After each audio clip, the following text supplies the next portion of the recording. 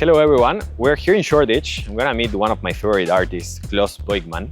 So I'm really excited about this. And I'm gonna meet him in Lion & Lamb. It's one of the most iconic pubs in London. Also a personal favorite. Yeah, we're gonna have a conversation. We're gonna go through his history, music scene, and much more. So let's come and meet him. Hey, how's it going? All good? How long have you been around the project of Lion & Lamb? Like you told me once that you know the team for a while, right? Yeah, I've been there from the very beginning when the guys basically got the place at first. And it was just like a rundown, empty pub and there was nothing done in it. And they basically asked sort of like a junior architect to design the place inside. And because I used to be an architect before, so they asked me to overlook it. So I'm here from the get-go with them, and I know them pretty well. And do you know the guys from before, from the scene? Of course, yeah. So we've all been around the block for a little while here in London, you know. Yeah. So they used to have their own parties and came out to my party back in the day. So yeah. Nice. We know each other here. It's like a little village. Yeah, of course. In the London scene. And you're currently hosting here like frequent nights, right? Yeah. So I do like a bi-monthly sort of thing. My Subsequent night, which is my label and brand, and it depends who we invite, but Subsequent is a platform for young people, basically. Mm-hmm. It's a subsequent generation. That's what the label name means. And I give them a platform to play to a bigger audience, to release music, to put the music out into the world, basically. Nice. So in that case, this Friday, I'm going to do an all night long, which is like an 8-hour set. You want to show us a little bit inside? Yeah, sure. Let's do that. Let's keep having this conversation there. Yeah, do that. So how long have you been here in London? Almost 25 years now. Okay. So quite a while. Sort of I came over for an internship in architecture back in the day.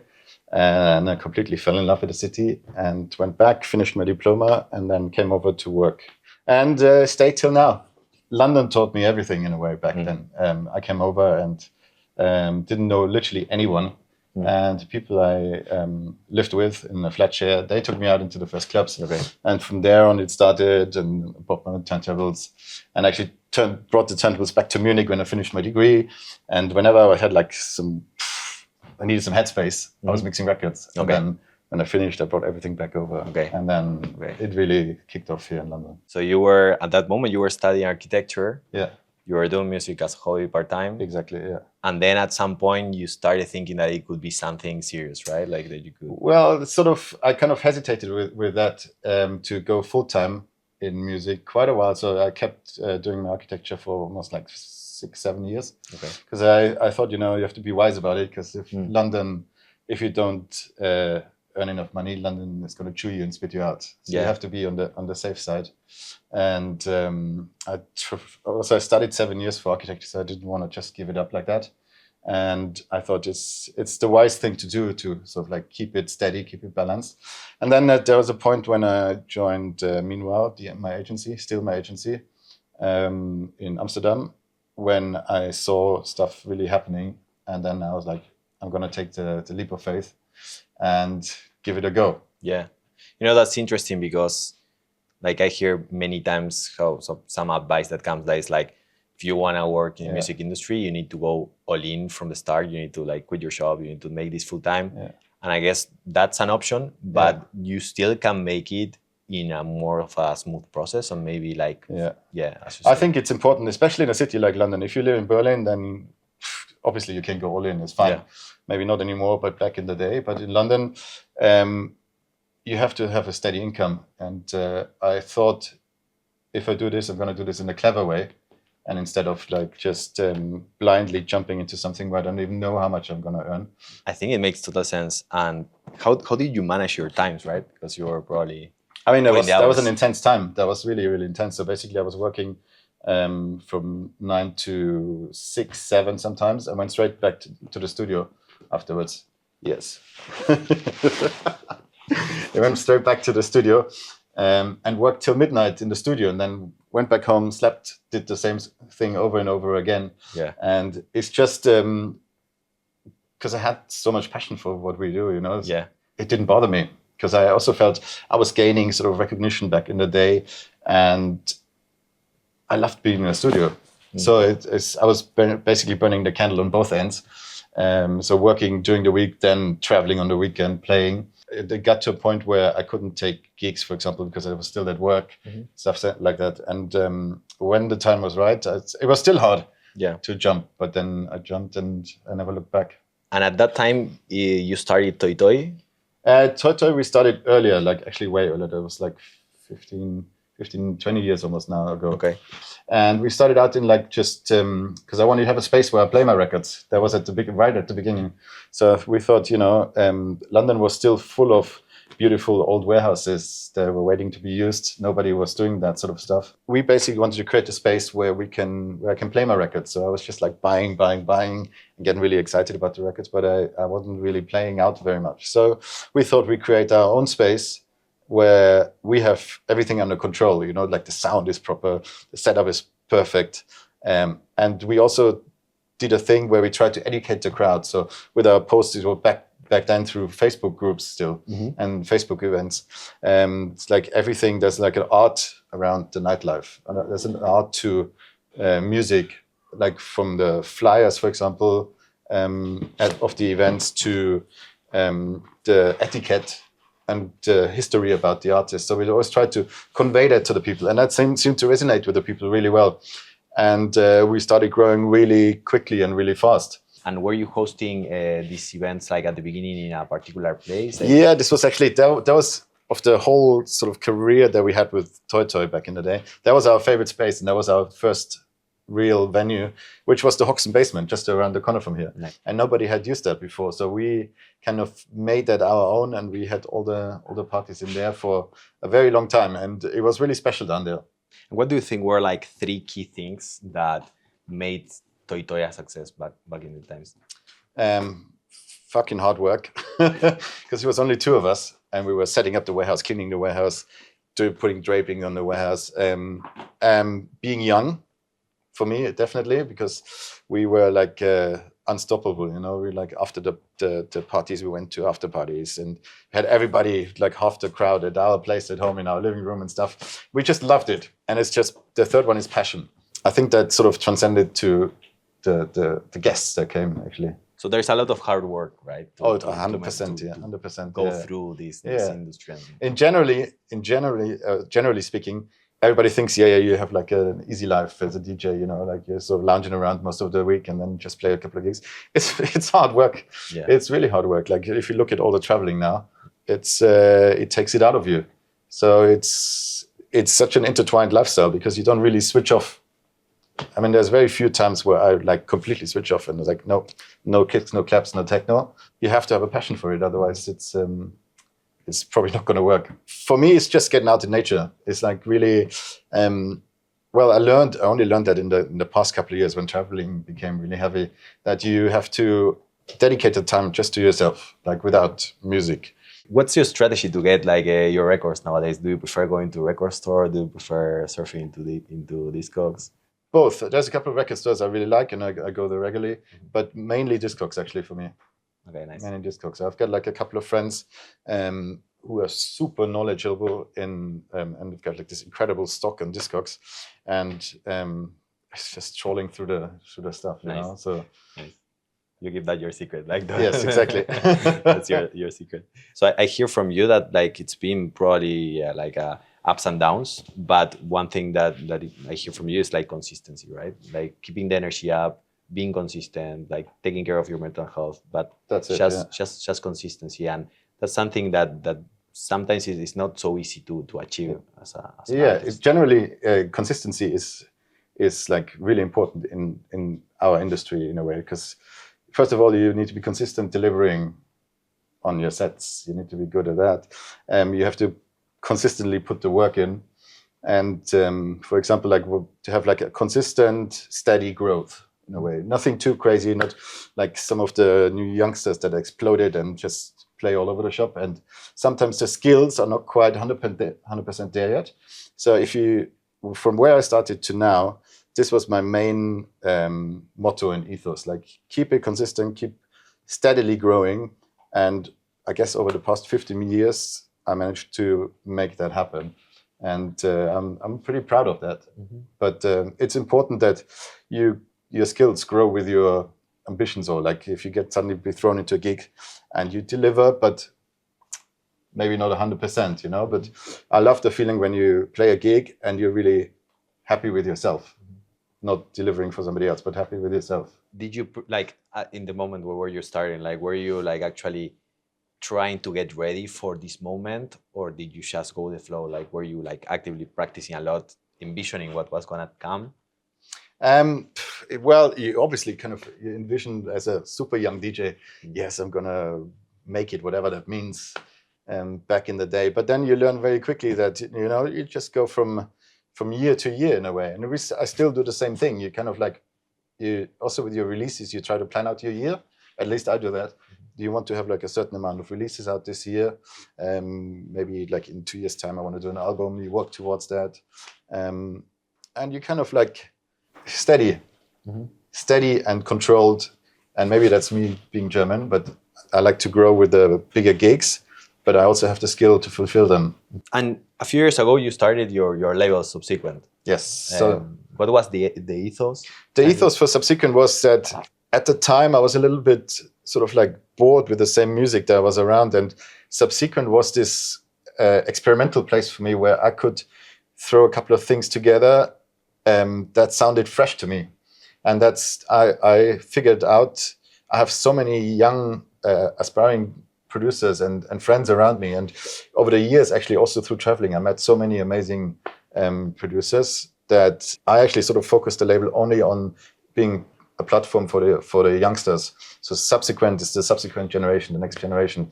And I remember one of the first releases was Les Points from Zurich. And it was the first time. I was always a bit into faster, more pacey music. And it was the first time that that I heard something but above 132 BPM. And I was like, shit, that's amazing. That's super cool. It's got this drive. And then a couple of years later, actually, all this sort of like faster, pacier stuff started to happen. And I was like, okay, cool. I sort of nailed that with the first release a couple of years before. And what do you look for when you meet a new artist, or when you receive a demo, when you listen to a demo? Well, obviously the label has a certain sound that sort of has to match. Apart from that, obviously production is a big thing, so it needs to sound good. If it doesn't sound good, I can't really release it. But you know, the youngsters are pretty versed these days. You know, everybody has a couple of drum machines and the synth for a bass line. Once you have a big part, which is drums and bass, I guess covered by analog synth, and it's fairly well produced, then you have an open door here. If somebody sends you something and that's not just the same thing as everybody else, and you straight away, it's like, oh yeah, you got my attention. Because one thing that happens often nowadays is like trying to reference a lot to other artists, sometimes trying to copy. Yeah, exactly. But there's actually a lot of people out there that are just simply doing their own stuff.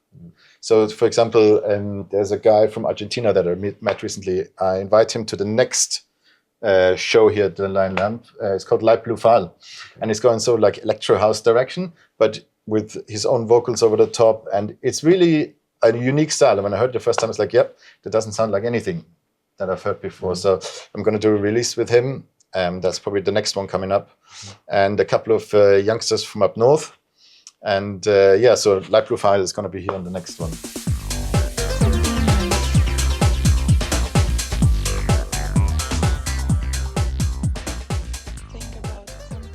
So what I've realized is there was like a big change from like a tech house era to a sort of like a more techno era. Stuff goes in sine waves anyway, you know? Yeah. But there was a big switch when, at least for me, when Nicolas Lutz sort of introduced that Uruguayan sound and came into the scene, and people wanted to sound like that. People started playing heavier, people started playing darker. And I think now, for some reason, it has switched back. There's like a big explosion of like the tech house guys at the moment. But yeah, so I think I tend to do my own stuff, and as a DJ in general, I think you kind of have to be able to, first of all, to play back to back with everyone in a way within your range, and to have multiple multiple styles that you can apply. Like I look at Craig Richards, for example. He's one of my idols for that. You know, you can get him a disco set, techno set, or like a really nice house set. And I think that's what I'm striving to achieve. And Lionel Lamb is, because it's such a small space, I just do my own thing in here. Mm-hmm. And the cool thing is, from the day that I started here, where literally maybe one person bought a ticket back in the day, and everybody was just walking in. Now we're selling out the parties every single time, and it's the same people that actually come to the parties. What would you say was your trip to success in these all night longs that you're doing here? It's just to probably push myself to do it, because it's quite daunting, like an 8-hour set by yourself. There's nowhere to hide. Mm-hmm. From the very beginning, when there's nobody around, and to slowly building up. It took me quite a while to actually say, you know, fuck it, I'm going to try it. And then as the nights went on, I think I've done like all night longs here probably like 20 times already. And each time I find myself holding back a bit more. Also, the older I get, so like you kind of keep it flat for a little while and then give them a little push at the end, you know, but bring it up back step by step. And it's learning that, actually finding out that you can do it, and to have trust in yourself, and also have the trust that you have the ability to pull the whole club by yourself, which it can be quite daunting. It's a lot of records. It's a lot of records. 100%, yeah. How do you face the design of a set? Do you prepare it too much in advance? Do you just for the all night longs? I do. Yeah, I have I set sort of like a first 3-hour bag, and then another last 4 or 5 hour bag in a way. So I've got like a warm up bag and everything in between. And you kind of, at least for my preparation, I kind of tend to sort of like put the record in little batches. I know that's my warm up, or like this is my ambient or hip hop batch or whatever. And then the house batch, and then go a bit further and the more energetic, and then end up some techno, and then bring it down again. So you kind of also know the records very well by now. And for me, I love doing like the first few hours. Mm-hmm. I recently played on the boat, canal boat as well, and I chose to do a warm up because I don't really get to do that very often, and it's just such a pleasure. You don't see the big names in the warm-ups anymore. Like Ryle tends to be in the late, but like warm-up is really interesting. Of course, that's actually the hardest and the most important part of the party. Mm-hmm. And if you balls this up, then the next DJ has a very hard time. You brought a few records to listen here. Absolutely, yeah. Let's take a look. This is like an old record from 2000s. It's got sort of like dubby influence, but it has this really sick bass line and this sort of really rhythmical snare pattern. You'll see what I mean when I put it on. It's DJ C1 on Sozen music, something like this. How long have you had this record? Quite a while. So Probably, it has played. I sort of like recycle my stuff, you know. I kind of every so often you're kind of sick and tired of your records because you play it so often, and I just go back through the shelves and pull things out. It's like, oh shit, I remembered I had this, and then this is one of the product of this. Yeah.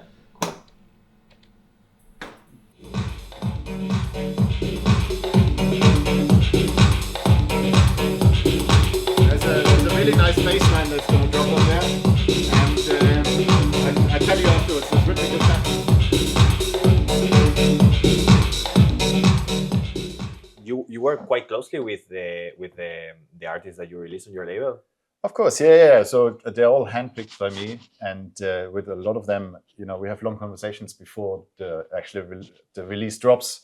Because I was like, I like some tracks, maybe not this one, but there's often like it happened before that somebody sent me his music, and I make lots of edits, so to tailor the music to my needs, and I chopped little bits out. And then the artist like, hey, that sounds different. That's actually, it's my track, but it sounds different. Okay. And then I sent him the track back, and maybe it inspires him to change the track and stuff like that, you know? So it's a close collaboration between the artists and the label and me. That's interesting. Like you really got on it, and I guess you also develop a relationship with this artist. I wouldn't I would hate to release an absolute idiot. Yeah. So it kind of like we need to kind of match on a personal level as well, I guess. Funny enough, most of the time, if a person makes really good music, there's a really good person behind it. I've got no proof for that, but you know, 100% normally this works for me like that. So in general, I mean, like in general advice for the music business, it's a tough job. It's not as glamorous and easy as it seems, you know. It's like you need to put the elbow grease in. You have to work hard. You have to be persistent. Most of the times, if you send out music to a label, you literally hear nothing back. You invest all your time into this release and you try to perfect it. You send it out and it can be quite disheartening and disappointing. But that will happen a lot of times. This happens to me as well many times when I send something out, you know. Because if they're just not into it, also we're busy. We can't reply to every single message. I guess I get that. But you have to be persistent, hardworking, and you have to have a thick skin in this business for sure. Yeah. Like, do you usually recommend people to like spend more time on like learning how to make music, or do you think that it's also important to build your network? Like, it's also important to. I think it's equally important because nowadays everything works via networking. Even back in the day, you know, when internet didn't exist, you go to the party, you meet the person, you have a chat with the person. Once you have that access to the person, then you actually have a much better chance giving him your music and a much better chance of him listening to your music. If you just send it out to randomers, or as a randomer to that person, your chances of your music being listened to is very slim. Mm-hmm. So I think, you know, when I started out, we were at every single party in London and around. And it was fun. It was great. But it's hard work as well. Yeah, of course. Well, you made a great journey to now.